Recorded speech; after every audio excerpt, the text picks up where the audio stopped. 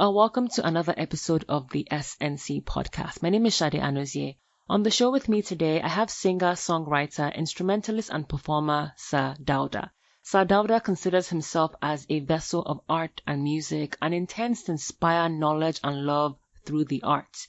He also sees himself as the last born of the gods, first son of the ministry, high priest in the temple of music, and the keeper of the Deepshop. In addition to releasing his own songs such as Sisi Oloja, Landlord, and Kalakuta, he has collaborated with artists and producers such as Focus Ramon, Sizzle Pro, Kid Connect, Fumbi, Fowls, Shodem Camp, Iba Alodia, Aramide, Loose Canaan, Black Magic, to name a few.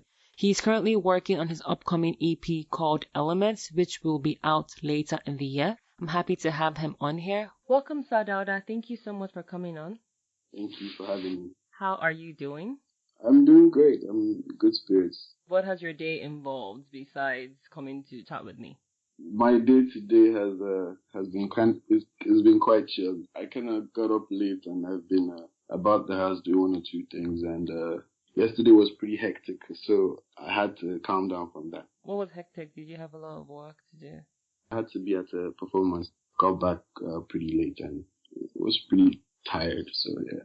The rite of passage is I always ask every person to tell us what their passport name is. So tell us, what is your passport name? My passport name, my government name is Oluwatobiloba Ndagana Daudu. What was the middle name? Ndagana. It's it's from some of my ancestry is from Niger State, the Takwa people. Oh. The people who are responsible for Shango and stuff like that. The people who are responsible. Shango's mom was Takwa. Oh. And he spent a lot of his childhood in Takwa, in the village, in the Takwa, with the Takwa people. Wow. That's why he learned how to do charms and stuff. That's so interesting. Yeah. Wow. A lot of times, you hear people comment, they feel like a lot of Nigerians don't know history. Sorry? I said this is true. This is true. You're just educating me right now. I didn't know that song was from Tapa. His dad was the name of the progenitor, the Yoruba progenitor, Oduduwa. Yes. So he had a brother. So his brother was older, and his brother was ruling after the dad died, and so he had to run away and everything. But he was more of, his brother was the warlord and everything, and he was the ladies' man, that kind of thing. So he was Yoruba as well as Takwa. His mom was Takwa, but his dad was proper Omodudua, basically. Yeah, because that's what I was saying about history. Because a lot of times what we hear about is the Yoruba side. We never hear about the Tapa side. You know what I'm trying to say? So that's pretty interesting. In the Yoruba palaces, if you go to Oyo State or Ife, there's a quarters for the Tapa people that by right they have a quarters within the Yoruba palace. Oh. It's like a standing tradition from way back. Sure.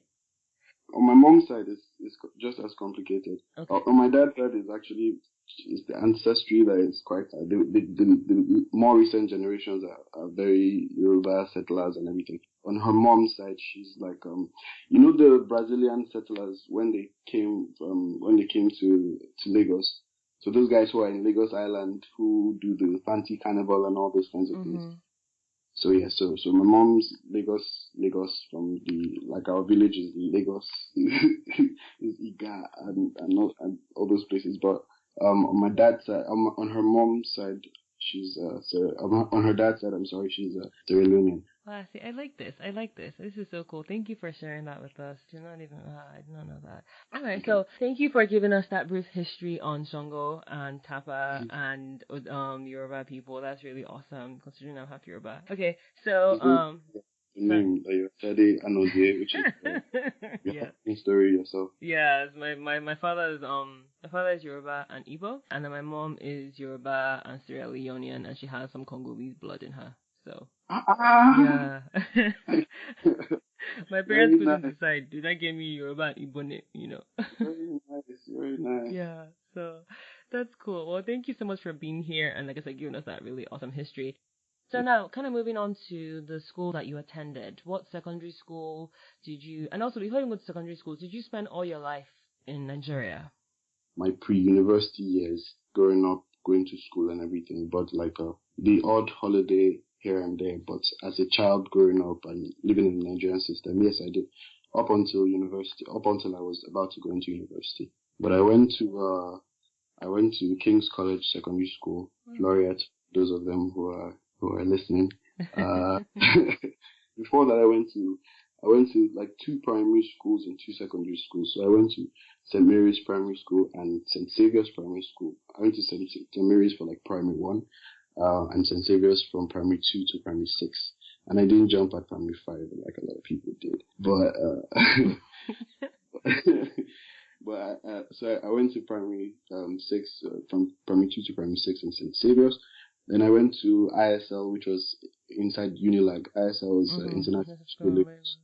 It's close to QC and all that. And I went to ISL for JS1, and at JS2 I was moved, I should say, because my parents, especially my mom, was very eager for me to be in KC because of the illustrious past and because of all that stuff that King's College is supposed to, all the what's it called, the myth and legend and all that stuff. So I was taken to King's College and from JS2 to SS3. I was going to say because you asked specifically about secondary school. Secondary school was a very interesting time. Generally in any kid's life, that's when you're forming like who you are and a lot of your long-term habits and stuff like that. So it was quite interesting because I was in an all-boys school, so there was lots of testosterone around me. I wasn't a boarding house student. I was a day student. So I used to come from home every day. So I kind of got the balance of home, and my sister's friends and all that used to come around. So I kind of got the balance from 2 sides, basically, because in school you can get to be like a bro and get to be like, how sometimes in school there's like a gang mentality. Everybody has groups and stuff. But then that gets softened and balanced out. Well, I wanted to ask you, I feel like all you KC boys, you seem to have like the sense of pride, like whatever. I know 2 other KC boys. One is my friend DJ Mo, and the other person is Jafet Omojua. So you're the 3rd person that I know who's gone to KC. So I wanted to ask, because I went to boarding school for 3 years. I went to Federal Government Girls College Shagamu, and it was also an all girls school rather. Girls, I remember you. You remember us? What does that mean? You remember us? What are the tales you heard about Shaggy Girls? There was tales I heard and tales I experienced as well. But let's focus on your story. Let's focus on my story. I love how you just diverted the story. What I wanted to ask is, based on my experience and based on your experience as well, if you do decide in the future to have children, because not everybody wants to, but I'm just saying, if you decide to have that, would you also send your kids to all boys? To be honest, I think I would like them to be in a place where they can experience growing up with both sexes around them, developing naturally, normally, learning, trying different things, failing at different things, gaining different types of knowledge, because for me, I think as an individual, even though I had like my sister went to QC, so she was in her own her own experience, but you know how, and so I became friends with a couple of her friends, so that was, it kind of made me have a second point of view of things, because based on the not even just the education, but based on the training that you get, based on being like part of the team, part of the bros and stuff like that. There are different things that you're not supposed to be sensitive to, You're not supposed to be able to feel pain. You're supposed to be a player, even when we were in secondary school and we didn't know what being a player meant, you could not possibly be an actual player with your uniform and your sandals and all that. But even then, we were aspiring towards different things, and I'm sure in the girls' side too, we were teaching them to aspire to different things. I mean, just the social, what the society was, the way they were being socialized by that kind of exclusive. I wouldn't like that experience. Let me have a go at. When I was in JS1, there were girls in my class that I kind of fancied and all that, and then I met these girls again after we finished secondary school, and it was sort of like something I missed, But like I had different outlets to mix with people. There's church growing up. We had teens church and all those kinds of things. We had where I lived it was like an estate, so there were a lot of people. So we had friends, guys and girls. So it was a balance. But I don't want my kids to have that kind of, I don't know. I think I would like them to know that, especially because human beings you need to see. Okay, for instance, I don't know if it's going to answer your question as to the single sex thing or not, but this is let me tell you this story. Okay. So there was a case of this child that they found, right? These feral children who are born like in human communities, but maybe by some accident or by some kind of mistake, they find themselves in like the forest or something like that, and they're raised by animals, right? Mm-hmm. So there's like records of like two of them. I think I remember two of them. So there was a girl who was raised by wolves, right? And this girl, when they found her, when she was found by the scientists or whoever, the explorers, and her hands didn't spread. When she wanted to sleep, she would like curl into, she would go round and round and round and check out her environment before she settles herself. They tried to teach her words and she could only learn about 5 words. She was about 12 years old, I think. Is it 10 or 12 or something when they found her? But she had the vocabulary and the IQ of like a 4-year-old kid or something like that. So it was really, really, really bad. And that's an extreme example, but it goes to my point that I want them to develop as naturally as possible. Let them have every experience in life, and let them see life from other people's point of view, basically. Yeah. And not just about their school. I would like them to have a very broad international experience. Like they should go to, they would go to different countries, and serve and even to enjoy it, but just to learn about it, the culture basically. I would make sure that they had a very rich cultural experience, multicultural experience. I would like to. Thank you for talking about that. I don't know who I was talking to. Well, maybe it was like a week ago. I think I was talking to a friend of mine. I think he was teasing me for being super bougie, and I was like, whatever. And it's, I was just talking about my I think secondary school, because I left Shagamu when I was in GSS 3, and I went to the different school in SS1. I feel like people that know me will think that I'm not shy, but I feel like my shyness in secondary school was even more pronounced because I feel like I was an only girls' school, and then when I felt that when I left Shagamu and I went to a different school, just even interacting with boys for a while, it was kind of like weird, initially. So for me, I think I was just telling him that if God says that I should have children, I would want them to interact just exactly as all what you said. I agree. So it was just random that you just said that. I was like, let me just ask you that question as well, since that kind of came up when I was talking to someone. Cool. Now, I wanted to find out, in doing your time at KC and during your time at St. Saviour's, did you realize that you had an interest in the arts? Or when did you now realize that you had an affinity for singing and writing? When I was a kid, when I was really, really young, my folks had been trying to get us to play the piano. So how you have music lessons and stuff like that. So we used to go for piano lessons at Muzon, and my sister was actually really good, but I was very the environment, like that learning environment was not my thing. So what I would do is like, they'll teach you how to read. It was like a very formal, I would just read it enough to memorize the piece and then play it over and over again. So when they're asking me to play a certain piece, I know what they're asking me to play and I play it. I don't read the music in front of me.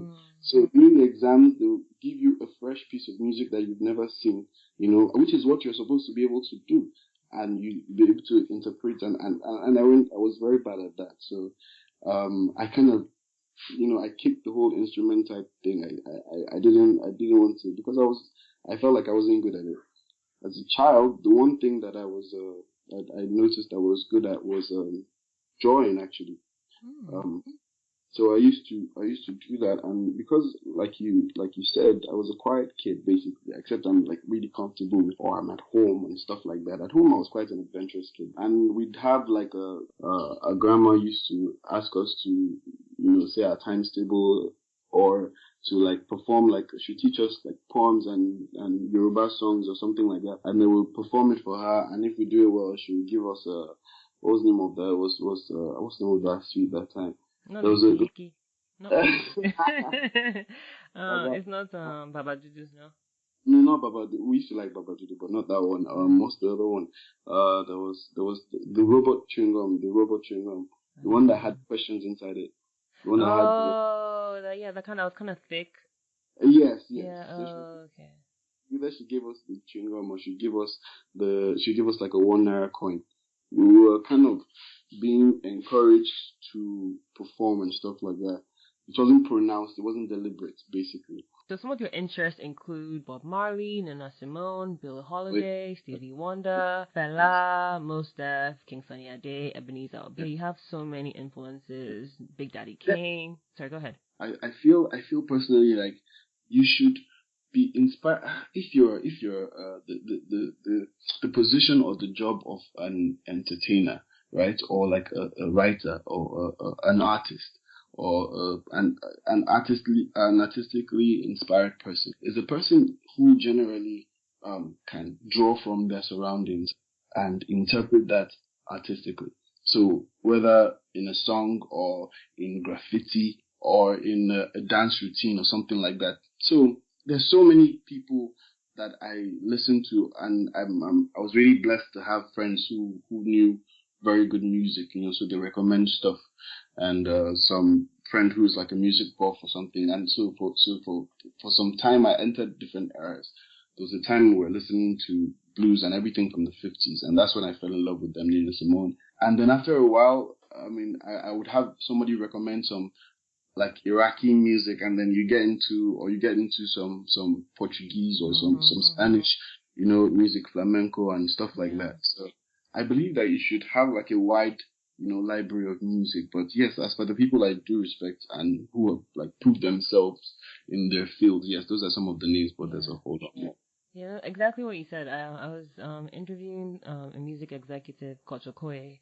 Was interviewing him last week, and that was the same comment that we agreed on. And this was actually even more geared towards people who want to be A&Rs. And I was telling him that it's so important that if you want to be an A&R, talk of even being an artist, your palette of music has to be so varied. Exactly. You want to be a DJ, same thing. If you want to be a producer, same thing. You have to know music that people would never know. You have to have libraries of music from places that people have never heard of because you're drawing from that. So some of these influences, was that a product of your parents playing records at home as well? Oh yeah. My folks used to. My dad used to like in the mornings, man. You just wake up and you hear. He used to love like country music or them Stevie Wonder, them Lionel Richie, Michael Jackson. We had like stacks of records. I don't know where all those things are now. Probably in some box somewhere. We had a record player. We had Yes. I have to. Yeah.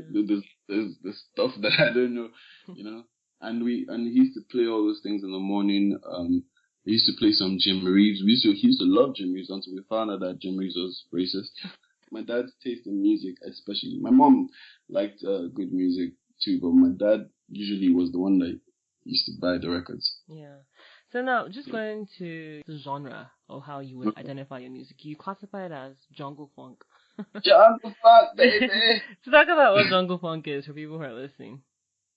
Okay, so jungle funk is, for instance, I believe that in my own context, in where I'm from and where I stay, in fact, in a lot of people's context, in I think the basic human context, wherever you stay, is, to me, it's like a jungle of sorts, except you're living by yourself, except you're living like on one of the mountains or whatever by yourself. If you're in a community of people made up of different actors, made up of different elements, like a society made up of different independent, autonomous moving factors, everything is moving independent and coordinated because you're moving within a system. And for me, they're like, I relate my system to where, there'll be lions and the people who are like at top of the food chain, and there'll be the scavengers who are like, they pick up the pieces after the predators have, had their fill. And then there'll be the people who are just being picked on. This is true in a lot of people's context, and even more true or more so true in Africa and Nigeria in particular. Yeah. So, but out of that, the funk is the feeling. The funk is the it's that thing, it's that magic, That's the funk. So the funk is what comes out of that situation, that high tension, high pressure situation, and that's why Nigerians are able to function even under these kinds of situations. Nigerians that wake up every day. People are not killing themselves, Some people are killing themselves, but I'm saying that there's a majority of people that have hope that let me just see one more day. Things could be better. And so jungle funk is the music from that experience. It's the music that is inspired from that experience. So it has a lot of African influence. It has a lot of percussion, has a lot of horns, has a lot of, there's a bounce to it, but there's also a story to it because African tradition is storytelling is a big part of African tradition. In fact, some people never had any written text. It was just the stories passed down. I want to go into some of the songs and reflect the elements of jungle funk that you have just described to the listeners. But this is a question that's totally random. What is Funky Monkey? Funky Monkey! Okay, so I don't know if I should even tell you this yet. But okay, so Funky Monkey is a character in the Funky Jungle. All right. And the Funky Jungle is the physical representation of jungle funk. Ah, okay. Now, another thing I want to ask you if I go into some of your songs is, initially before you became Sir Dauda, were you called Mr. Daudu? I don't know where this is going. I can't ask that question. I'm not sure where this is going. I don't know if I'm comfortable. It's not a yes or no. It's simply I expose you. What I mean, as for my government name being Toby Daudu, I would definitely have been referred to as Mr. Daudu at some point. So yes. Okay, all right. So moving on to my next question, just tied to Mr. Daudu, is in 2011. Oh my God.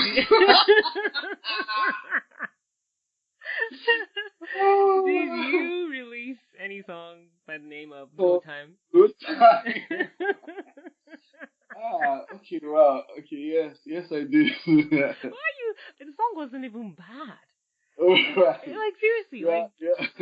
So you're taking me back to all right, because you did your digging, I'll give you something more than what you asked for. Okay.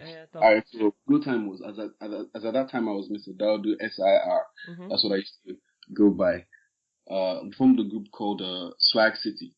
Last Giddy Swag City, because we're three guys from Lagos, but we found ourselves in school, so we were trying to rep Lagos as well, and then be cool about it, and be stylish and be lyrical and all those kinds of things. And those were the kinds of things we're trying to bring into our lyrics as the group. So I actually learned lyrical aggression and all those kinds of things. Mm-hmm. I learned from being part of that group, wordplay and stuff, because those were the rules within the group. You can't be whack, you can't be so we had to, each person was trying to up the ante every time, because if we're doing a song together, I can't have two good lines and one bad line, two good verses and one bad verse because somebody didn't write their stuff, Yeah. I want to go back to some of your lines, but I think maybe I didn't even clarify, what university did you go to? I went to the University of Toronto, and I went to the University of Buckingham. Okay, and then what was your major in uni? Law, actually. Okay, yeah, that's true. You are. That's true. I remember reading that. Yeah. I just remember that we didn't clarify that. We kind of emphasized more about secondary school than Okay, that's cool. Yes. Back to Sadaudu. And kind of emphasizing what you said about the lyrical dexterity that you were trying to go for. Some of your lyrics in Go Time are, you can check the record. I've been running presidential. Parking by the bus stop. Now my bank account sees traffic like a bus stop. Don't forget the SIR. See, I should be your hype man. Nice one. I remember. I was interviewing Koch last week, and he, had some videos from back in the days that he was trying to hide. And I was like, no, it's good because it shows that the interest has always been there. You know what I'm trying to say? Like your skill, like even just hearing that record, I was like, oh, I kind of see why he's Dauda now. If that makes any sense. Like you've seen the progression. So there's nothing to be embarrassed about. It's a good record. Like. Hey.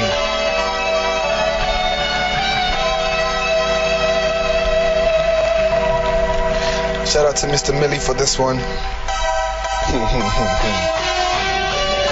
Let's go make this money, homie. Let's go. It's go time, baby.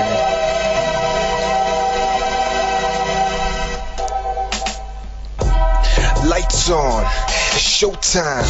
Turn my mic on, it's go time. Flow so together like a cosign. The swagger's on point like a road sign. Yup, I only chill with the cool guys. The haters wanna see me but they too blind. Tell them man they hate, man, I don't mind. And even if they looking, man, they won't find me. I'm spitting lyrics from a dope vine. My mind is like a page, I'm a coat lines. I'm from the underground like a ghost shrine. I'm talking about the city by the coastline. So rack it up, shorty stack it up. Representing GD, you can call me the ambassador. Yes, I am the man, I'm the rapper, shorty asking up. Yes, I'm from the land where the bus is looking black and yellow. My head above the clouds, still I'm on the mellow. Extraordinary swag, ordinary fellow. And this is Lagos music, oh yeah, let's go. Let's take it up a notch and elevate the tempo. Fresh music from the fresh coast. The music making waves like a jet boat. Studying the game, you can swear I had a textbook. Put my lines on Twitter, man, I swear you get the best quotes. Haters make me laugh, they write the best jokes. Tell them I'm a winner, no export. Man, the truth is evidential. You can check the record, I've been running presidential. See, my vision is a supersize. I don't see no haters, all the haters getting euthanized. I don't see no other girls, baby, it's just you and I. Yes, I live in Lucky, baby, tell me where do you reside? Big baller, yeah, we call shots. OG, low key, that's a must. I used to be packing by the bus stop. Now my bank account sees traffic like the bus stop. Yeah, I got my last ski swag on. Fresh boy P milk tab on. Omo Dauda, omo kwe mo bad go. Farabale bushin halek melu rap go. Blast off a jet by Mars. Way ahead of you, man, I'm the best by far. So don't test my style, man, I'm blessed by God. When you address me, don't forget the SIR. Let's go.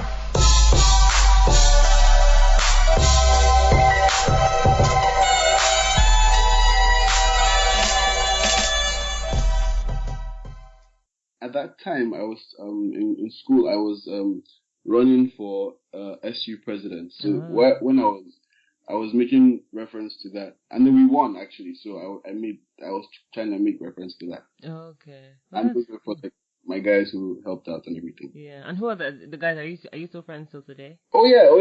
I mean, Facebook solves a lot of problems. Oh, yeah, it does. All right, cool. All right, now, so let's get to one of the songs that is more reflective of who Dauda is now. So your first single was Sociologia, which was released in 2012.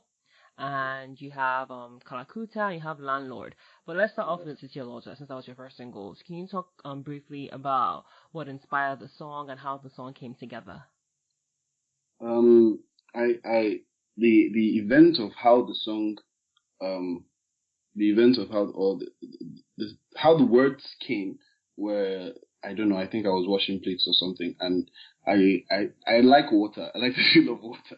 So I think water was running on my hands and everything, and I was washing, and I think I was singing a tune. I was humming. I'd been listening. There was this Yoruba song that my friend was singing. My friend was singing a Yoruba song from a Yoruba movie, and I really liked the song because it was very interesting. It was talking about like our road in life, being kind of perilous and tumultuous and stuff. But at the end of the day, we're looking to go. Our home is going to be free of all those kinds of things and all that. So, but he said it very poetically, basically. So I really liked that, and I was humming like a tune. I was just humming a random tune, and the words came, but the feeling, the way I feel sometimes before you write. Sometimes there's like an overpowering feeling that something really, really good, like something really, really, something really, I don't know, powerful, like an idea or like a bunch of ideas swimming around, but it's just giving you an overpowering feeling. So if you channel that energy into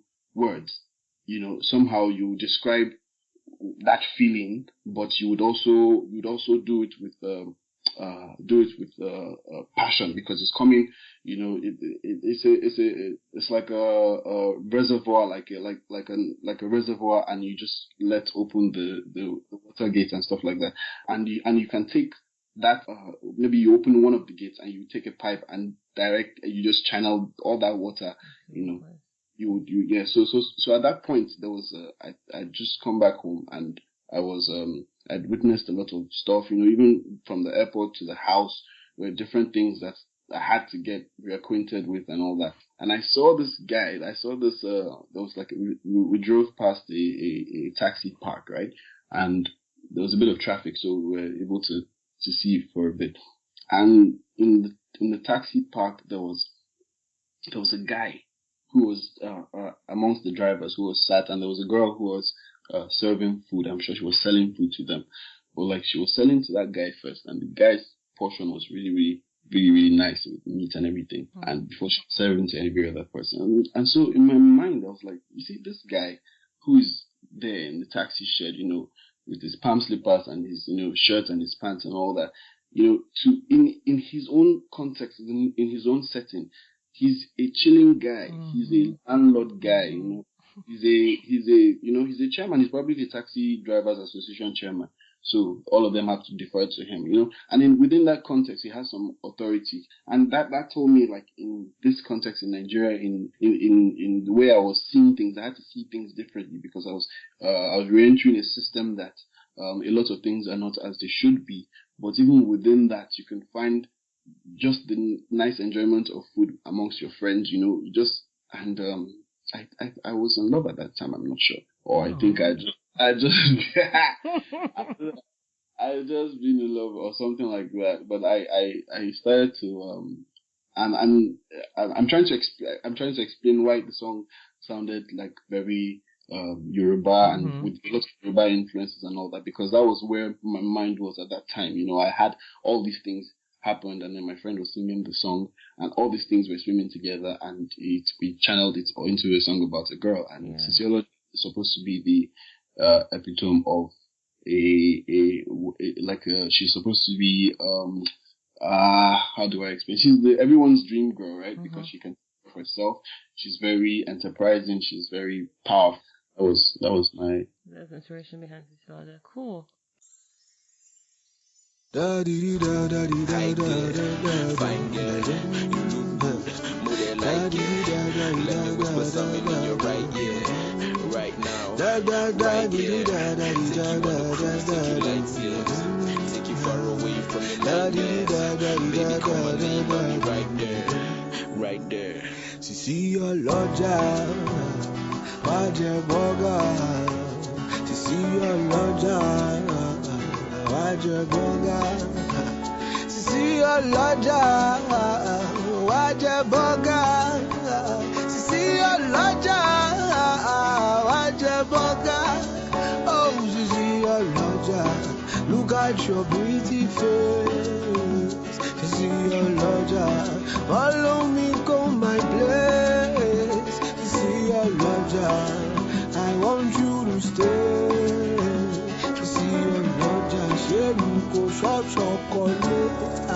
Baby girl, bossinu koro, wa ba mi sọ̀rọ̀. Mo ní baby girl, bossinu koro, wa ba mi sọ̀rọ̀. Baby girl, ko bossinu koro, wa ba mi sọ̀rọ̀. Kì í ṣàlàyé gbọ́rọ̀, ó máa fún mi lọ́mọ. Kì í ṣàlàyé gbọ́rọ̀, ó máa fún mi lọ́mọ. Shall I borrow?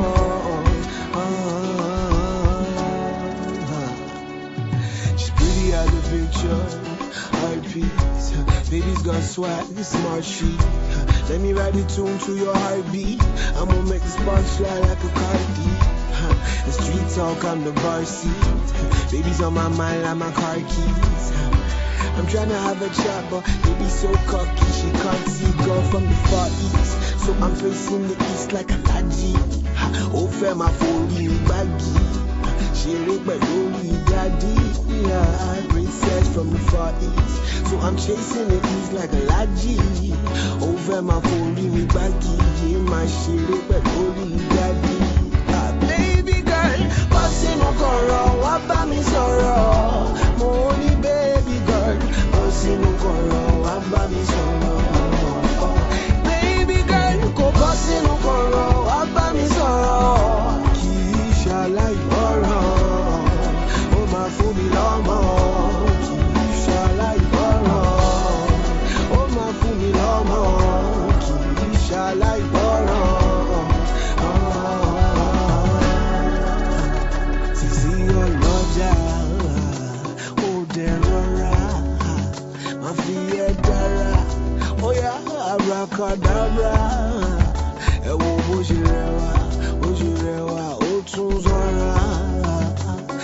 can be the mechanic under your bumper. Who is your daddy? Who is your father? Introduce myself. You can call me Sir Dauda. Baby Kajara. Oh God has put together. No man, princess from the far east. So I'm facing the east like a laji. Over my me body. Shere Belori daddy.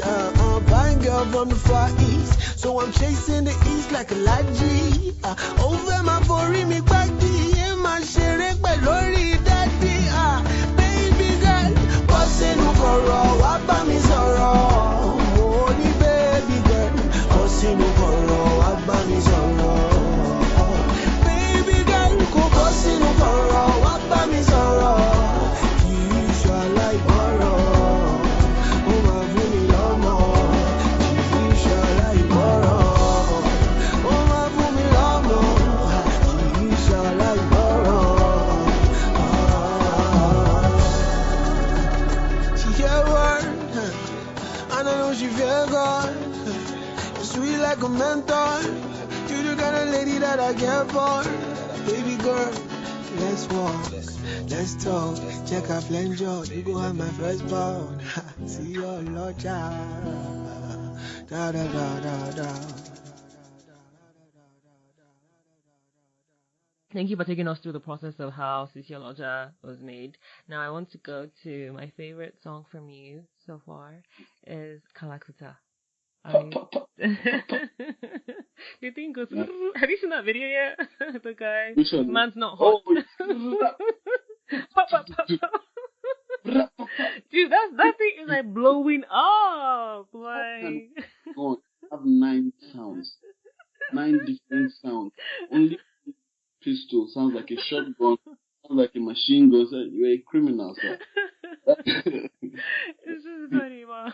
I love it. But let's get back to Kalakuta, which is my favorite. Now, can you talk about briefly about the writing process and the inspiration behind Kalakuta? Because I know the story from the press release is that it's an enchanting Afrobeat tinged journey and it's a stirring, soulful call to arms. But I just want to know in particular, what were you going through, or what did you even see that made you write the song? So the song was written over a period of time. It wasn't written.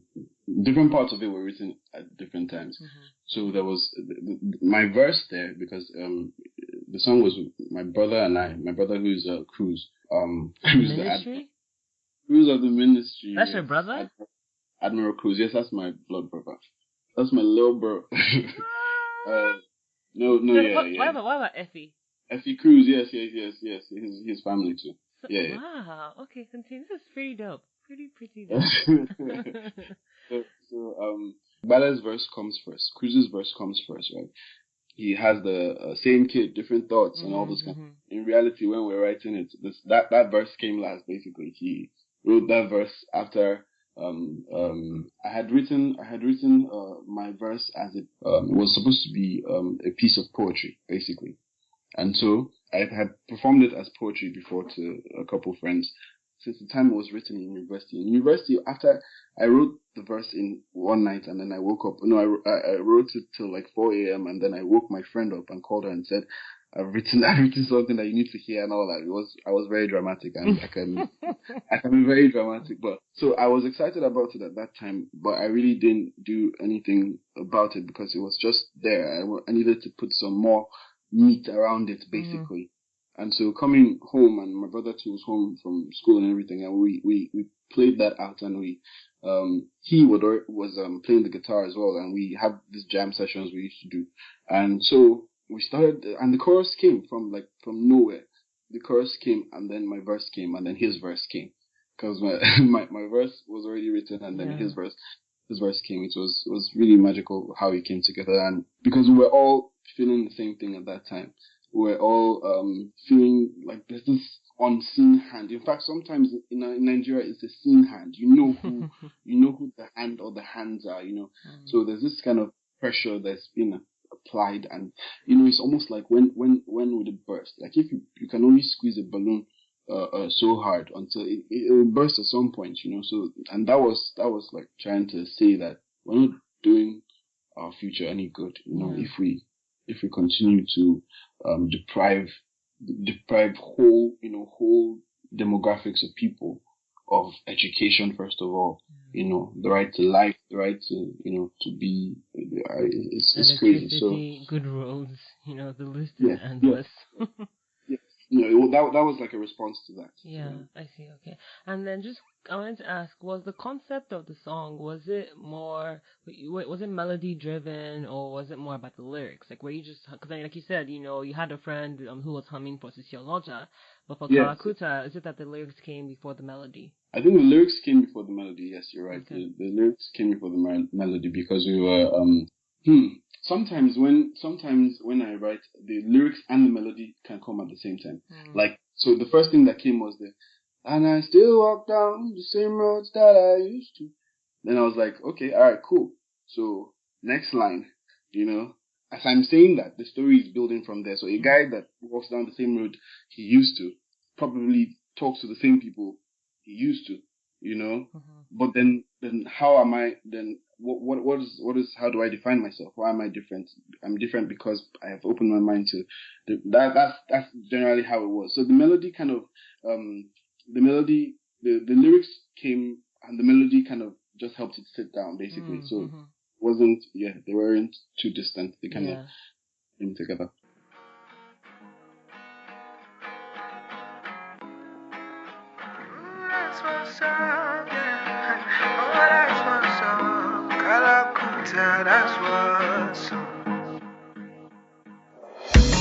Same kid, different thoughts. You see my mind from a different orbit. I spit the kind of rhymes they can never forfeit. Flowing through your organs, endorphins endorse it. Same kid, different mind. You see I roll with a different kind. You see my flows from a different time. You can see my soul underneath the light. I see the lies in the preacher's eyes. I see the victim in the preacher's lies. I see the blood underneath the victim. I see my God offering forgiveness. Mr. Mrs., you must have missed the message. You must have killed the messenger. You must have misdirected. You must have missed the call, missed the text, a weak connection. You better take a minute, check the method, redirect it. And I still walk down the same road that I used to. And I still talk to the same folk that I used to. The only difference is my mind is from the future. I got to read the streets like a buka. I got to keep it Kalakuta. I got to treat the beat like a butcher. I got to keep it Kalakuta. It's going down, that's a parachuter. I got to keep it Kalakuta. And I believe my friend is like a gun, I'ma shoot ya. I got to keep it Kalakuta. I master language faster than a supercomputer. I got to keep it Kalakuta, kuta, that's what's up, yeah. Got to keep it Kalakuta. Each is a token, a piece of this puzzling game. Conspiracy theories that lead us, they flourish in vain. Our spirits are broken, our bodies malnourished in pain. The people have spoken, it seems they have spoken in vain.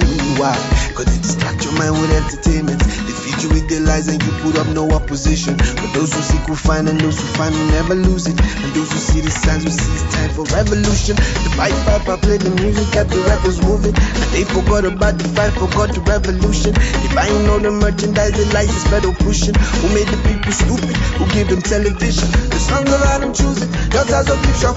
The conscious mind is losing. No one to hear the call. No one to stand and fight. No one to break the bed. No one to shine the light. No one to break the chain. But we are the sons of He who cannot be named. Hunger for truth and the fire that cannot be tamed. We are the chosen ones, chosen to carry the truth. Speak unspoken words, spoken to rally the troops. So wake up, you girls, from your sleep and your slumber. So when it's roll call, we're all for within the number. With ritual proof and teach the truth, my team remains fearless. Defeat the beast and unleash the conspiracy theories. And I still walk down the same road that I used to. And I still talk to the same folk that I used to. The only difference is my mind is from the future. I got to beat the streets like a buka. I got to keep it Kalakuta. I got to treat the beat like a it Kalakuta. It's going down, that's a parachuter. I got to keep it Kalakuta. And I believe my pen is like a gun, I'm a shooter. I got to keep it Kalakuta. I master language faster than a supercomputer. I got to keep it Kalakuta, Kuta, Kuta, that's what's up, yeah. Got to keep it Kalakuta, Kalakuta, that's what's up, yeah. Got to keep it Kalakuta.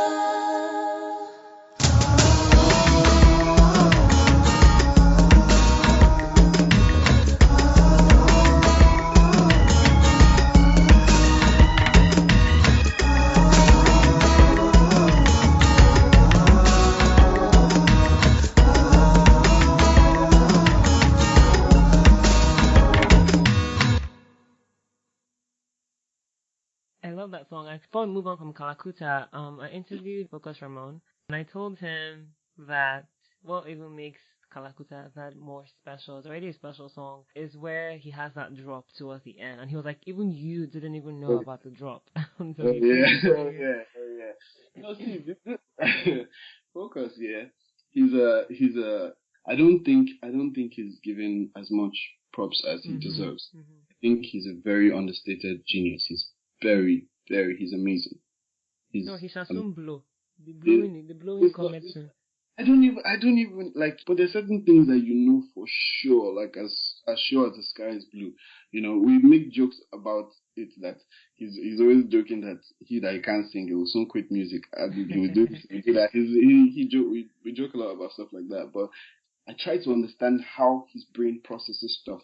He's good at so many things. Forget the music. He's good at so many things, you know. And the music, like the making of music, when we talk about songs, if we're talking about a song, maybe I have a concept that I want to, or that I want to explore and all that, and I'm like, so this and this and that and that and that, and I would offer a kind of melody to it, like a background melody, and say, okay, I would like it to go like this and like that and like that. And because maybe of my amateur skills in maybe because of that, but the way his brain will articulate that idea, you know, and sometimes you have to in fact, that drop is kind of like a metaphor for like the faith, basically, because after I've recorded my verses and all that, after I've recorded that, we record that on some kind of skeleton, you know, and it stays with him for a while, and he builds everything, you know. When you hear the song again, you're like, my goodness. You know? And when I heard that drop, I was like, yes, once again, you know, because and he never fails to disappoint. We've done a couple projects together, and we'll continue to do projects together. Yeah, he speaks highly of you as well. And he's a rumor monger, don't mind. He's a rumor monger. Rumor monger who changed his name from Tintin to Focus Ramon. But it's all Focus Ramon. Which one do you prefer, Tintin or Focus Ramon? I used to call him Tint. Sometimes I still call him Tint, but officially I call him Focus. Tint just has it's very easy to. I guess he wants to. How he wants to be perceived is, you know, I respect that. I'm part. Yeah, no, and also just like he rightly said, there's also copyright infringement issues. So you don't want to start battling that rather when you become more successful. Exactly. So. And I told him, I Focus Ramon, just every time I hear that name, it just reminds me of Rafiki from Lion King. I do not know why, but it's always just, I think it's that sage wisdom, show me the way, you know, type thing. It reminds me of Razor Ramon from WWF. Oh, really? Were you ever a wrestling? I was until I found out it was fake, and I was like, okay, next. Until you realize that it was a hoax. And stuff, this is like really though. Like I was really into Undertaker, like people. They had my soul. Things. Bret the Hitman Hart. Yeah, exactly. Who died? Yes. You know. And he used to get. Every time he gives like his glasses to some kid, I'm always wishing like it's me. I'm like one day, I'll be Eddie Guerrero and the other boy, the Rey Mysterio Jr. and all those guys. Yeah. You know, wrestling, I think like they helped from my childhood, man. Seriously, and they just, I think they also shattered so many childhood, yes, a lot of kids have broken bones. Thank you. Don't don't try this at home. Seriously, yeah. But I'm glad that we could bond over the WrestleMania being fake. But anyway, so one of the things that I really love about you, and I'm really happy that I'm getting the opportunity to actually interview you, is that you're a very talented creative. And just to give the audience a better sense of the projects that you have been featured on, you have Kid Connect Shalala Air from 2015. You have Badagry, which yeah, Badagry. You have Sunday, which is an amazing record, which is off Kid Connect, Small Chops Volume 1. You co-wrote Hallelujah with Fumbi. You have War Coming with Eva Laudia, SDC's Live, Love, Laugh, Eat, which is an amazing record as well. You have Fowz's How Far, you have Luz Kanan, Itesiwaju, you have Black Magic's Rock Your Body, Satan Must Fall, another awesome record. Arami Days, Fumi Lobos. So you have so many records that you've featured on. And I think, because it just kind of echoes what Focus was saying about, he just spoke so highly of you and that he feels like the world is not even ready for the amount of amazing artistry that you're going to showcase to the world. So that's something that is really awesome. And also just kind of sticking to the collaborative point that I'm trying to make is that you also collaborate with artists with the creative direction and writing on their projects. Your most recent co-writing effort is Fumbi's Hallelujah. So can you tell us the story behind Hallelujah and how that came together? Actually, the process of Hallelujah. Hallelujah was the song describes like a period of uncertainty, a period of despair, a period of being lost basically, and being saved by grace basically, and which is something that a lot of people have gone through. It's something that I went through a lot, and being in situations where I'd feel like the only thing that can help out, is something. It's a divine intervention, something beyond my own comprehension, basically. Which, as a human being, is a situation that you find yourself a lot of times, especially when you're in times where you don't have a lot of knowledge about where you are or what you're doing in particular, or sometimes out of maybe I don't know, just bad things happening or mistakes or whatever. You find yourself in a place where you've almost done everything you can, humanly speaking, and it seems not to be changing, and you kind of, I don't know, you just find like a hand at the end of or like stretching, to catch you as you. I'm describing like a person who is drowning, and just at the moment where you think it's all over, you're fighting for air, and somebody catches you. A lot of people think of things happening, like a miracle happening, in the context that somebody's going to come and move the car before the car hit the person, or somebody's going to stand in front of them and block the car. But I think of a miracle as a person would perform a function that would help that particular situation that the person is in at that moment, whether or not the person knew it. Like some people who have benefited from like charity organizations and stuff, they're never going to find out who gave the money, or the people who gave the money are never going to find out who gave it to them, or just being there for a friend, or being there for a person that needed, the product of Amazing Grace and all that. Yeah. That's what the song was about. And Umbi has a mad voice, so. Yeah, he does.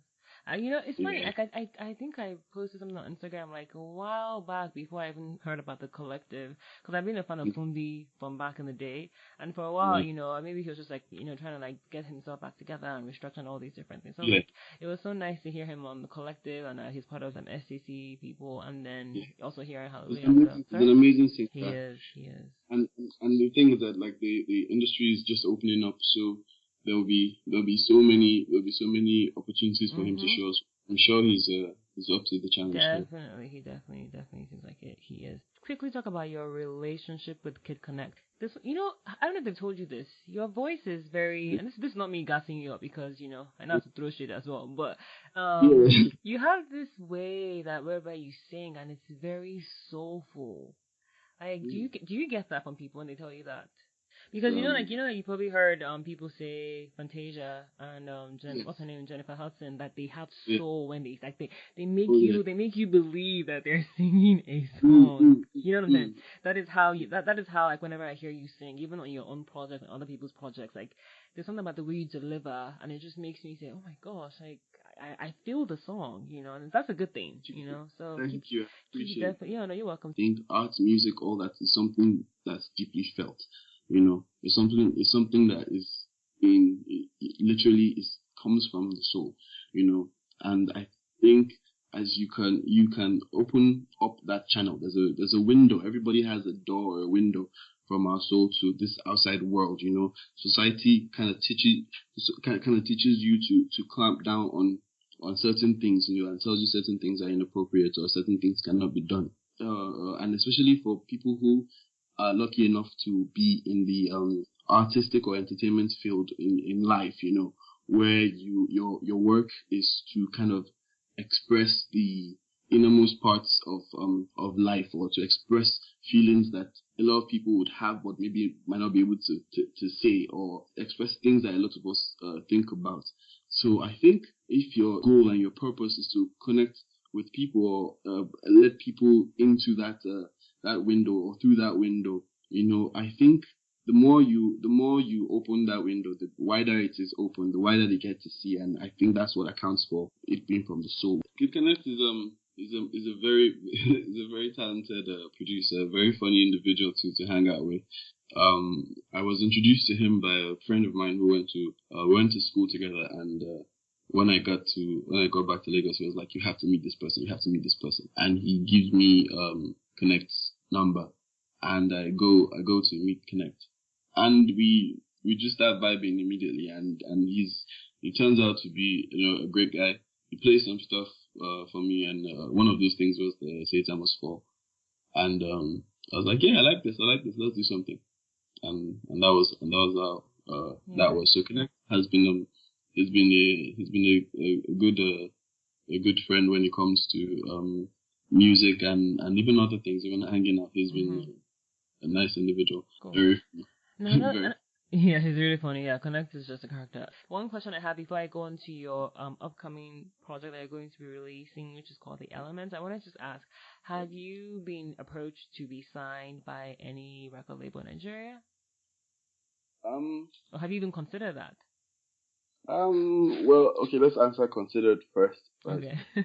Ideas are like fire, basically. You want to stoke the fire to keep it burning, or to burn brighter, right? You don't want to cage it, or you don't want to choke it. Confine it. And exactly, and I think that sometimes when there's a lot of people micromanaging or even managing one idea, the essence of it might get lost, and you might and even the person or the where the ideas are coming from, if you, I don't know, tamper too much with it, I don't know. For me, it's kind of it tampers with the essence of it. It tampers with the authenticity or the originality and all that stuff. So I try to imagine a world where we have independent artists that can support themselves, produce the music, push the music. In my dream sort of industry, as we're asking in the former question, the industry would consist of independent artistic actors and a system that would push their products, basically. You know how a writer writes a book and then there's a publishing company and all that kind of stuff that makes all the other things happen, So you're more leaning towards more being indie than being signed to a label. You get me? But I wouldn't also put out. There's a space for labels, because labels are like a kind of engine room, basically, and it's a combination of all the things that make that artist work. So it's a combination of some kind of bankroll, some kind of access to the media, some kind of access to jobs and stuff, exactly, and all that. So it's a combination of all those things working together for the purpose of making money. So as long as the interest of the artist are not put over the interest of the fans, so that the artist turns into a product, But do you think that that's a bad thing? Because I was watching this interview with Noriega, and he was an Okay. everyday struggle. And one of the points that he made is that a lot of artists, they not necessarily get it twisted, but they miss the point that music expires. And he says that unless you are a superior artist who, I guess you can continue to make music for however long, people of average talent need to understand that you have to find ways to diversify your brand and diversify into other, avenues and, money making streams. So, a lot of times you see that, and this is me making an argument for a label, considering that I used to work at a label, is that, I think maybe sometimes I feel like musicians and artists in general, which is fine because that's what you need to focus on your craft and becoming, this amazing person. But I feel like sometimes musicians forget that there are two different aspects of the industry, music and the music business. Those are two different parts. So it's like you can get so caught up in being, I want to be a musician, and then you forget that, I need to make money. I need to So go ahead.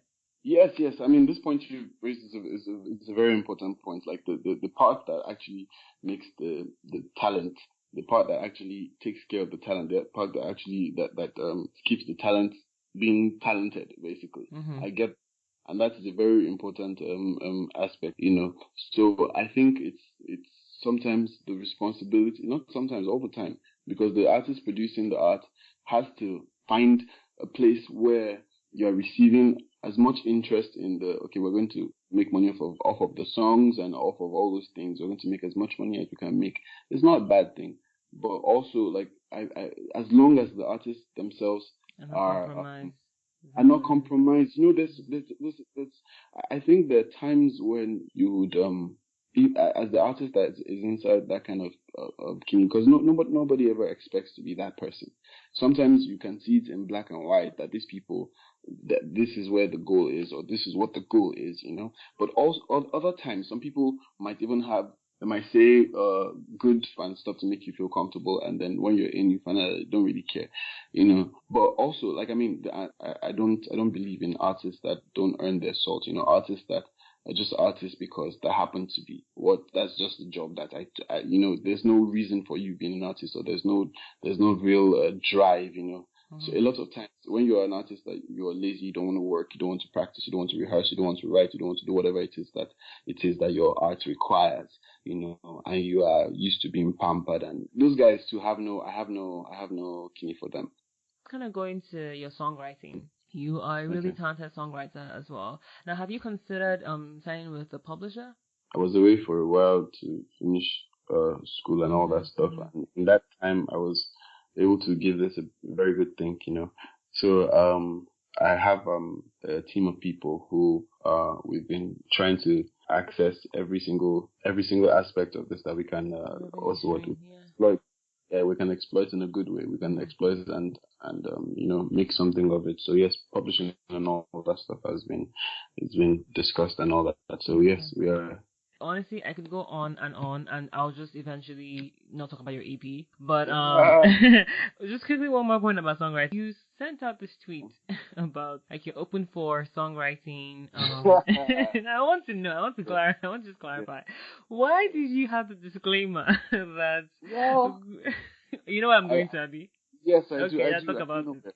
I believe that and it's even it's good that you raised this. I believe that art is. Okay, for instance, if I were a very talented, if I was a very talented story writer, right? But I'm Russian and I write in Russian and I live here in Lagos, I'm not probably going to have two people reading my work, the ambassador of Russia, and maybe his wife, and I'm gonna be telling very, very deep, stories and stuff like that. But my point is, and it doesn't take away from the art that the Russian story writer has, but it doesn't also take away from the artistic sensibilities of the people of the audience. It's just not the language, basically. So I say that to say that in Nigeria we are just getting exposed to a lot of things. We're just getting exposed to a lot of various types of music, a lot of various types of art.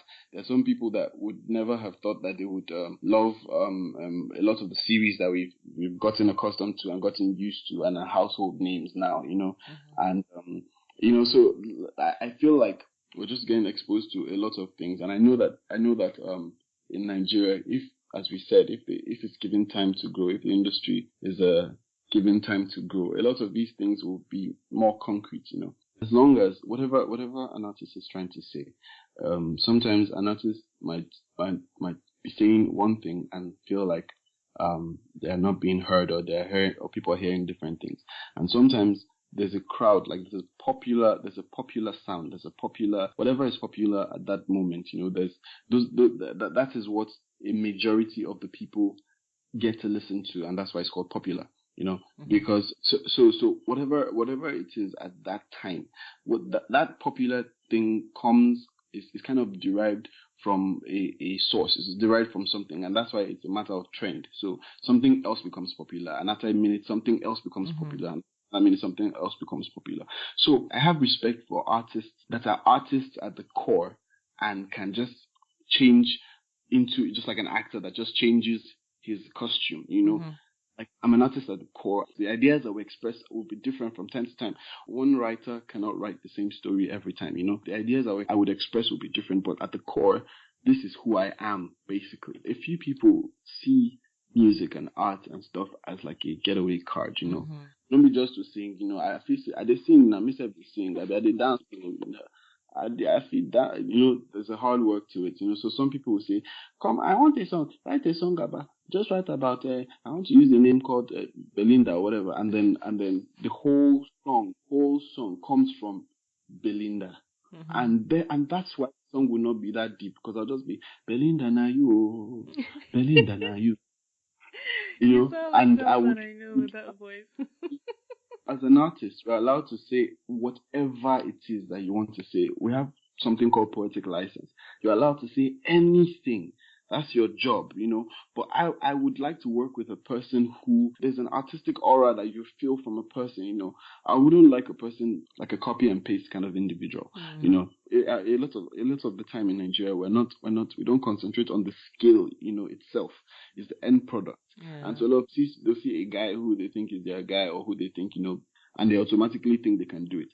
You know, so I human beings, we have that until the person experiences what that thing really is. And so a lot of people get into entertainment and drop out, so to say, because it's not what they thought it was. Two things. Your disclaimer wasn't even necessarily to insult people. It's more about you or your team being more about you all wanting to work with a multi-talented person than someone who's a one-dimensional artist. If that's what you're trying to, if your explanation is what I'm getting that to be.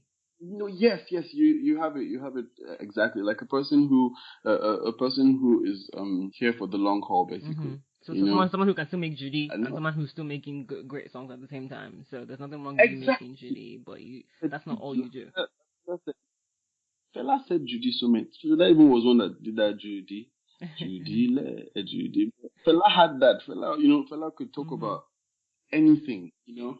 And the common denominator is that Fela is he's a great performer, he's a great musician, you know, he's a great orator, he's a great motivational speaker. He might not have known that that's what he was at that time. He's a great activist, you know, he's a great political figure, but the essence in him, the essence in him that makes him all those things, you know, you can see that it's real. It's not just because, it's in fashion to rebel against the government. And for people who are wondering what I'm actually talking about, so Dauda's team sent out a tweet that, you know, they're open for songwriting requests and that they're only dealing with serious requests, and although they respect all opinions, please do not send Judy and themed requests. I just thought it was funny. It wasn't like me trying to make you give a thesis about why you should have an opinion about what you do. You know what I'm trying to say? I thought it was funny, and I wanted to clarify why you the same way that I extend that courtesy to people, I also have that. I also have that right myself. You know, so that's how I see it. I look forward to you writing a Judy and Tins record. You know, looking forward to that for you. Couple of Judy and Tins record. Okay, so now that I kind of brought that up, let's talk about your upcoming project called Elements. Can you talk a bit more briefly about what we should expect? And I know it's an EP, right? Yes, it's an EP. Okay, so talk about Elements. Okay, so the elements in the normal speech is, you know, things that make up something, the parts of a whole, basically. The elements that make up make me up as a person, and I'm seeing myself as a representation of the world, of music, of mankind, or whatever. So the basic elements we have are earth, water, wind, and fire. And sorry, this is maybe like so rude. Did you watch what you call Captain Planet? Captain Planet, he's a hero. Okay, go back to it. I just yeah. Must hear the song. He's a power. Yeah, must hear the song. On the canvas, with the planets, right? Then with the planets, yes, you can be one. Living now, is the thing to do. Looting and polluting is not the way. Your captain has to say, power is yours. Good job. Good job, team. Yeah, go back to your element and finish on EP. Yes. The wind, water, earth, and fire are basic elements that we can see and we can appreciate physically. Maybe not wind, but we can see the effects of wind. And then we added love to it. So, and love is an element as strong. It's not tangible, but the effects of it are tangible. So the songs, they're kind of represented occasions and events that have happened around me and have shaped me and made me a certain kind of person. How's the project going to sound sonically, and what producers? And are you collaborating with any other artists for the project? So the project is technically is rounded up. We're just it's the ancillary things that are we're trying to scale, but sonically it's a mixture of I'm trying to bring that whole jungle funk sound and introduce it. I'm trying to so you hear songs that have drums that sound very like traditional. Sometimes you hear some gongo, like in Holy Water, like in Kalakuta, there were some gongos and those kinds of instruments, and there were horns as well. There's a song that is called Chariots of Fire, which is part of the project. That's the fire song. There's a song that all this is gist, all this is like exclusive gist. I mean, seriously, please, Dauda, can you let me do my job? Let me let you finish something like say exclusive things. Uncle, we are continuing Chariots of Fire, your fire track story. Chariots of Fire is the fire track. Kalakuta is a love track. Holy Water is the water track. And there's a song about Earth Boy and Cloud Girl, which is the. How many songs are going to be on the EP? There's going to be 5 tracks. Okay. I did one more. There's 6 tracks. And what producers are you working with? You're working with Focus. Yes, Focus. There's a producer called Sizzle. He's worked with Sizzle Pro? people. Yes, Sizzle Pro. He's worked with a couple of friends, and he's crazy. He's really good. No, he sounds I know Sizzle Pro. Yeah, he's good at interpreting, and also like when you present an idea, the person who can say, okay, let's do this, okay, and can we also do this, and maybe an angle you never looked at before, and you're like, yes, true. So he's that kind of person. Then Connect also had a thing or two to say on the project. So there's Connect, there's Sizzle, and there's Focus Ramon. Okay, that's cool. When is it going to be released? It's in a bit. I'm trying to. Maybe. You first of all did the exclusive comment, Uncle Diana. End of September or first week. Is it October, November, December? October is going to be very interesting. I could say that. Okay, all right, cool. Thank you for that exclusive comment. Thank you. I was gonna. You didn't say. Are you collaborating with any artists? Artists. I have had a couple friends come over and do like some background work for me, background vocals and stuff for the songs. But as it is, maybe another version of the song can come out, like a remix or something. Yeah. But for now, strictly you. For now, strictly is myself and my producer. That's cool. I mean, it's a good way for you to continue to introduce yourself and make sure that the public gets to know you more as an artist. And also, that did like some background work. You might not like. I think I write their names, but like people might not know that. But a lot of there's a Daisy, there's a Aramide, there's a A lot of people on this side, there's a lot of people on Zion. the background. Yes. Okay, that's cool. Looking forward to October. That's exciting. Yeah. Exciting for you now. Okay. Yeah. Let's go to the fun random questions. Random question. Fun random questions. So whatever I ask you, you gotta answer. And if you don't have any answers, just say, I don't have any answer. No be by force, alright? Okay, cool. And before I go into fun random questions, you have this guitar that you purchased in India. Yes, sir. Do you know the name of the shop as well? Sorry? Do you know the name of the shop as well? I thought how do you not know? I may know. Oh, I may know. So I'll talk about it quickly. What drew you to? Because it's beautiful. Yes. She is a beautiful guitar, makes very beautiful noise. Myself and my family, we walked past the shop and I just saw the guitar from outside and so we got inside and they say that it's about the sound it makes. Mm-hmm. So you can have guitars that I don't know, maybe like $100 to like 1,000, 10,000. Mm-hmm. There's some guys that have specialty made from Sweden and stuff like that. But like generally, it's about the quality of the wood and it's about the sound it makes. And the better the wood, the better the sound.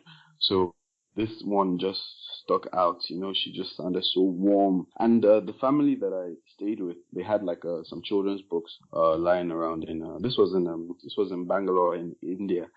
There was a story about a god.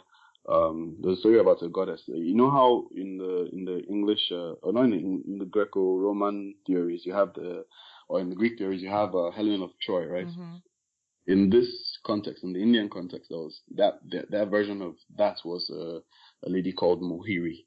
Oh. Mohiri was she was a god that turned themselves into the beautiful lady. Krishna was running. Some demons were trying to escape Krishna, and then I think Vishnu. I'm not sure. Vishnu turned himself into Mohiri to distract the demons, and the demons went to Mohiri, and that allowed Krishna time to escape. So I named the guitar Mohiri. Yes. It's a beautiful guitar. Yes. You and Focus Raymond, I can see why you kind of work together, because both of you just come across as very deep guys. Don't be deceived. Don't be deceived. I'm not deceived, Chloe. I said you come across. I didn't say you are. See the difference? That's true. See the difference. That's the legal. That's the lawyer in both of us, right? Don't be making statements. Well, I'm sorry. I was gonna say that you come across, like just even like reading like the way you describe yourself, the last born of the gods, first one of the ministry, high priest in the temple of the music, keeper of the Deepshop, So I like how you describe yourself. I like it's awesome. Okay, so she recently got a sister called Lady Ella. I thought I saw that. Was that on the Deepshop's Instagram page? Yes. Okay, yes. yeah. See, I think I saw that. And so both of them are they're vain as hell. But, More power to them. Let's go into the fun random questions. All right. First question is, what is your favorite letter of the alphabet? It's my favorite letter of the alphabet. What constitutes favorite as in the way it sounds, or favorite as in the way it looks? Whatever you want to, I guess, describe it as or decipher the question as, Mr. Lawyer. Let's do that.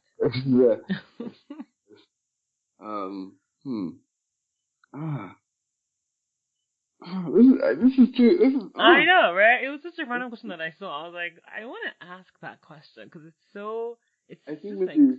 Go ahead. It's either R or L, I guess. It's either R. Why? For the.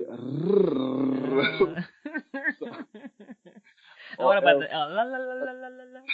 I really can't give you. I need to consider. It's actually a soul searching question. Yeah. I think about it better. But for now, you say R or L, right? All right. I'll tell you R or L. Okay, we'll stick to that. Second question is: have you ever written a love letter? But no. Yes, I have. When we back in like secondary school, I think the first time I was given a cell phone was, I think, entering SS1, just 3 entering SS1, I think. So before that, we had no way of communication except you call the person's house, That's fine.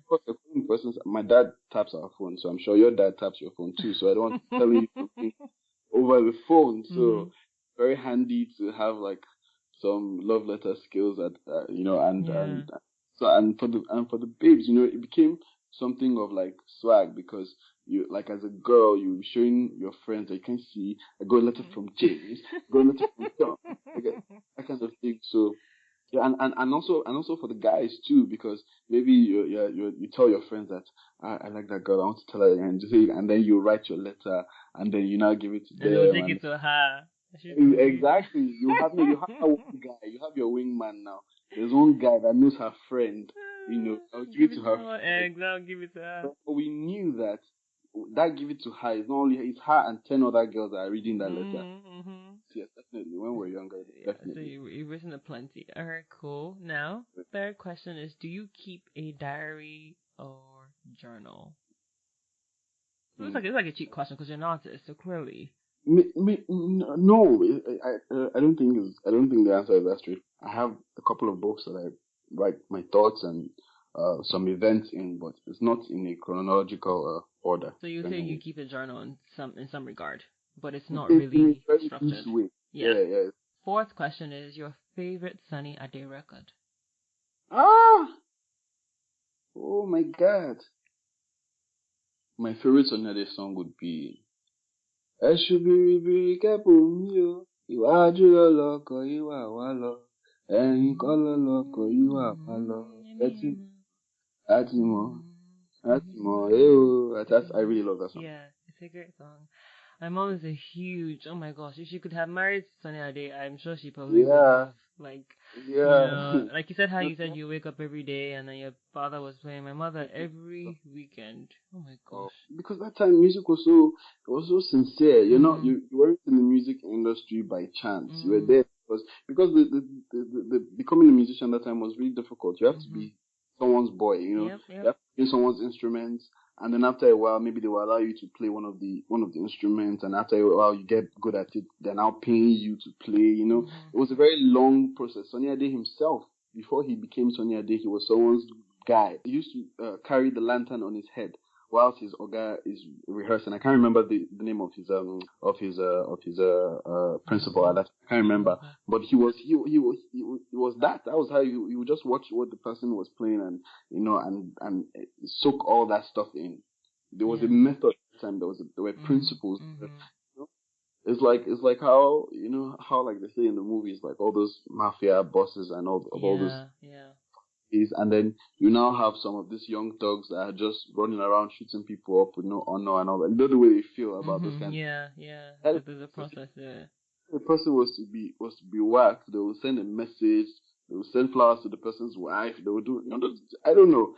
It's probably not the best example, but. It's okay. No.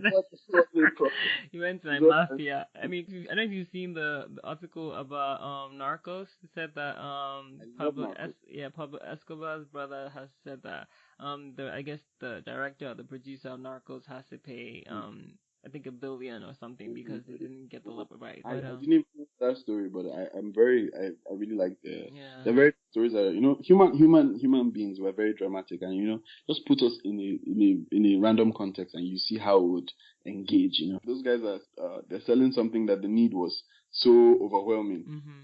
The money was overwhelming. They were solving so many people's problems, and with money is power. You want to do certain things that it was a crazy time. Yeah, definitely was. One thing I think if there's anything I'll say about this interview with you is that we have gone on so many tangents, but it's great. I know. But it's good, But the tangents make the conversation richer. I know, but that's my point. Yeah, it's great. I love it. I love it. If you're trying to throw shit at me as well, but it's fine. I totally love our time. All right, cool. Now, my final question is, if you were the ruler of your own country, what would you call it? What would I call it? Okay, so my ego is saying Dauda Stan. Okay, I like that. That's cool. Love Land or Dauda Stan, is it? Or Dauda Stan, man. All right, cool. Don't be ambassador. We're looking for our first ambassador to the US or to Canada or to wherever you want to be. Are you serious? No, we should help you recruit them. We'll help you. Sorry? I said you recruit. I thought you volunteer. problems. I'm glad you caught my shade. No problem. Keep your. All right, Yeah. okay, fine. I shall volunteer. I'll volunteer. Babe, I volunteer. I volunteer. I was going to ask you. two random questions from me. Yeah. First one, do you speak Yoruba or Igbo or both? Neither. Second one, do you hear Yoruba or Igbo or both? I hear Yoruba. Igbo, Okay, no. Yeah, I don't understand Igbo. I mean, the only thing I know about Igbo is Bia and Dalu. Jesus. Yeah, seriously, it's a travesty, and I blame my parents. So it's not. I mean, it's never too late to learn anything, and yeah. Just for the fact that you have that as a part of you, it might be worth something checking it out. Yeah, but to be fair, I took Yoruba and Igbo in secondary school. I did. Yeah, man. I did. No, those ones are decoration. Yoruba. You know how many Igbo boys pass Yoruba? I know. We just pick the one that the teacher is the nicest. Or the one that mom was even hard for me to pass. But I would definitely give my mom lots of props. Is that she definitely speaks Yoruba. That's how I understand it. Do you understand? Yes. Once they communicate with you, mm-hmm. you get to because you have to talk about, you have to think in that language, and so once you can think in that language, because even for me, my pronunciation of some things in Yoruba, my dad will look at me somehow, Yeah. But the fact that you are thinking in the language and you know what it means, pronunciation can be practiced. So Wait, so did you ask me because of my pronunciation? Is that what made you ask the question? No, just because I'm interested in the fact that there's Igbo and Yoruba. Oh, I see. Oh, okay. Yeah, so my Igbo name is Adaku. Adaku. Yeah. Oh, first, nice. That means first girl. Yeah. That means you would have interacted with certain different, you interact with Yoruba family, then interact with Igbo family. Mm-hmm. You would have cousins from different sides. It's just an interesting concept to me. Mm-hmm. It is, and even like my father's mother is she's Muslim. Okay. And then my mother says she's Anglican. My dad's Catholic. Cultural center of all multicultural. Yeah. Perspective from all those angles. Exactly. That's good. That's what I was to say. So it's hard for me to when people say pick on. I'm like, I can't pick. I'm just Yeah, and it makes you more empathetic as a person. It makes you understand quicker. You understand deep. I totally agree with that. Now, as the interview comes to a close, what advice would you give to people who are, one, trying to turn music into a career, especially for someone like you? I feel like you can actually speak to that because your first degree your degree actually is in law. That's what your specialty is, but now you're also a musician. So talk about that briefly. So for people who want to do music as a career, it's a very one you have to first of all, I think you shouldn't do anything as a career that you don't have some kind of pleasure. You don't derive some kind of pleasure from. I mean, in a perfect world, in a perfect situation, we would all be able to do what we love and make money from it and live, But like in our context, in our reality, it's usually not that easy. Sometimes you have to do what you don't like for a while so you can do what you like at the end of the day. Sometimes you have to do what you don't like as a way to live so that you can do what you like as a hobby, sometimes so. But if you made the decision that this is what you want to do, then you're going to have to take a few steps. You have to find a way that your product, that thing that you are selling, whether it's your voice or whether it's your scripts or whether it's your dance and stuff. I was going to say your body, but that would have sounded wrong.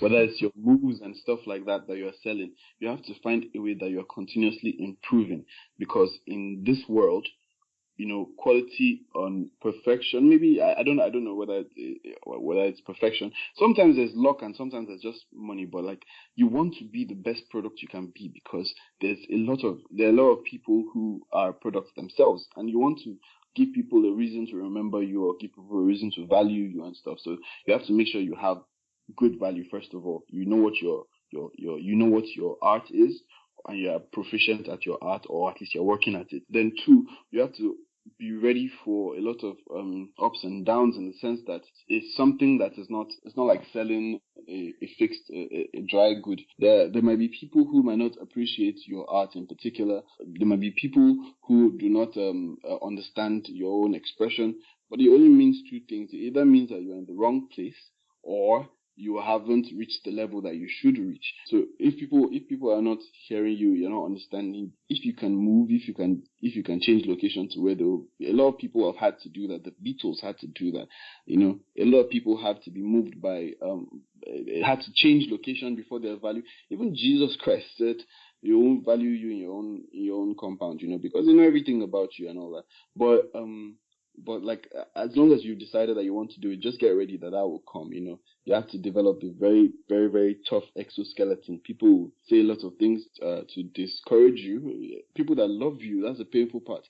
People that love you and that you love will say a lot of hurtful things, to discourage you, not because they think they're doing you harm, but because they think they're doing you good, which is even worse, because you can't be angry with them, Yeah.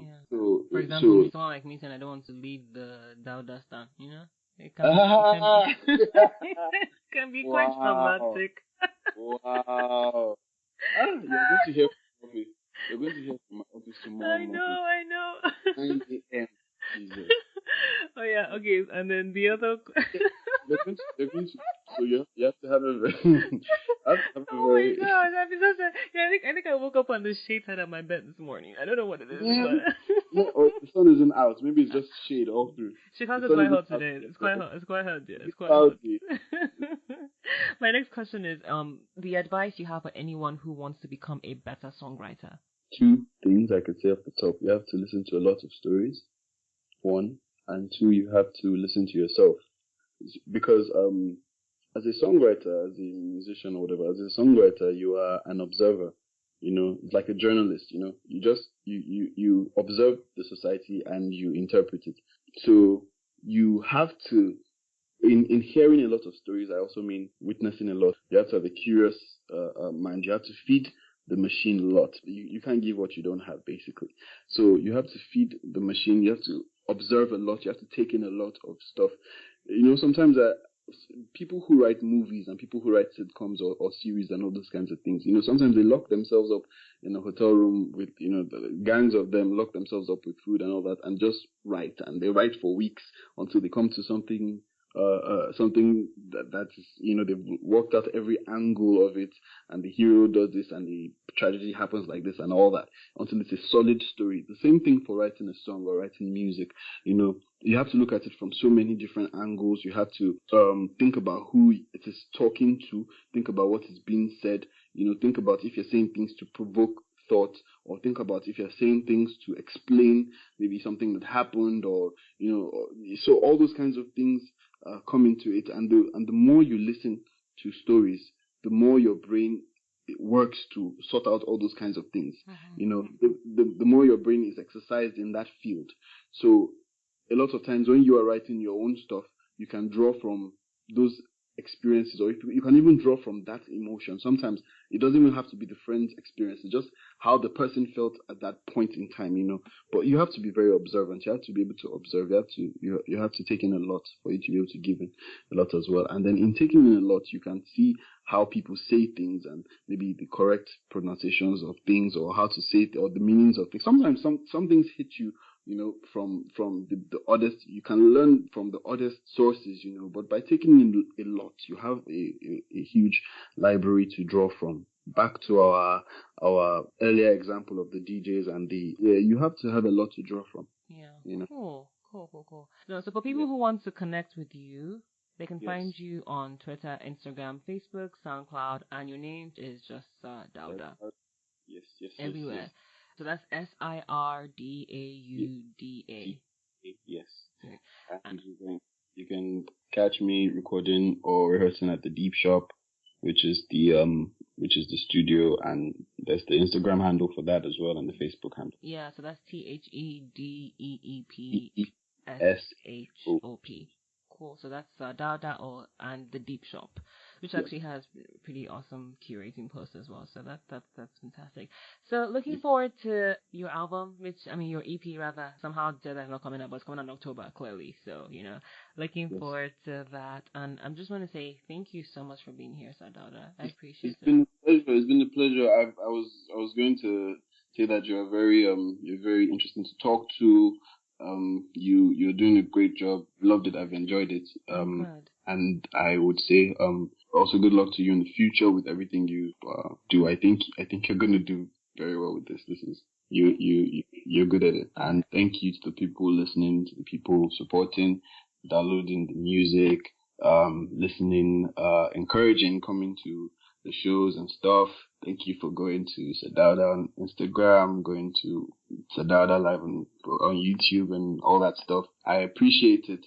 Sometimes I'm not very in touch with my online Kini as I'm supposed to, but trust me, I see all the comments and I see and it helps me, it pushes me to do more. Mm-hmm. Thank you guys. Yeah, and I'm sure that once the EP drops in October, you'll be more. They're not ready. Well, see, ready. See me hyping you. Yeah. Trying to flex your I like. How are you? God has all of you. You have the technical part down. You have the technical part right, just the pronunciation, right? But I mean, I'm like that too. So yeah, Amy about Yoruba Dada. Oh, really though? Like that's horrible. Amy. Okay, sorry. I'm just gonna. You know what? I'm just gonna end the show. All right. Before I embarrass myself and my family. Yeah, English clearly. Well, that is the show, everyone. Thank you so much for listening. My name is Shade Anozie, and you can connect with me at Shade Nonconform. Till then, bye. 1, 2, 3, go. Sisi azide hojo, putamu wewelo, Sisi I must to trouble, putamu wewelo. Everybody they rush, keep am wewelo. But give me better food to chop. Put time well. All because my daddy Baba Lord, me myself Ogalalo, simply because, and my daddy Baba Lord, me myself Ogalalo, simply because.